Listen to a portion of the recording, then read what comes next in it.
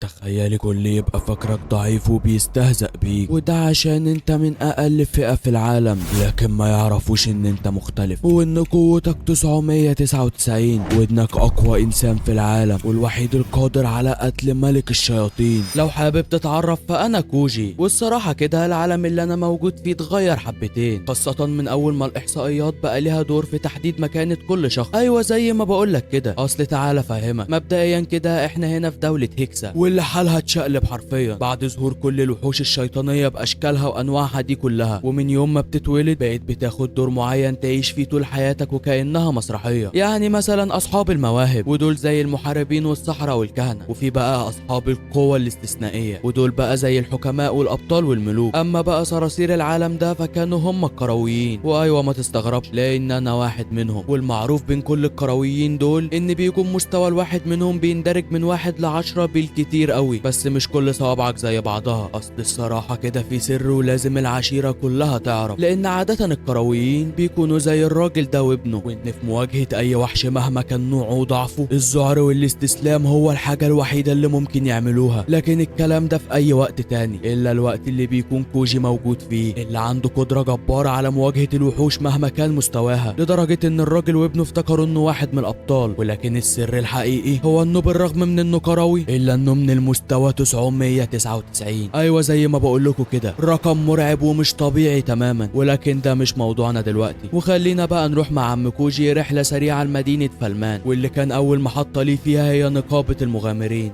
والله اكبر عليه، كان الكروي الوحيد اللي بيدخل النقابة دي وهو رافع راسه. اصله كان صيته واصل ومسمع، لانه من اكتر الكرويين اللي انجزوا مهمات طبعا للنقابة. وكل ما حد كان يسمع عدد الوحوش اللي هزمها ولا كمية الفلوس اللي بيعملها كانوا بيتنحوا شكلنا كده هنحتاج نرقي كوجي. اصل لا مؤاخذة يا ابطال العشيرة، الا ان اليومين دول بتفلق الحجر نصين. المهم انه بعد ما خد فلوسه قرر ما يضيعش وقت، وراح على طول على حائط المهام عشان يختار المهمة اللي بعدها، واللي كان قدامه كم ناس بالهبل حرفيا، وكانوا ناقصين يلطموا بسبب صعوبة المهمات اللي استحالة اي كروي عادي ينفذ جزء منها حتى. اما هو فالمعلم باشا ولا فارق معاه حاجة، وبقى بينقي اللي على كيف.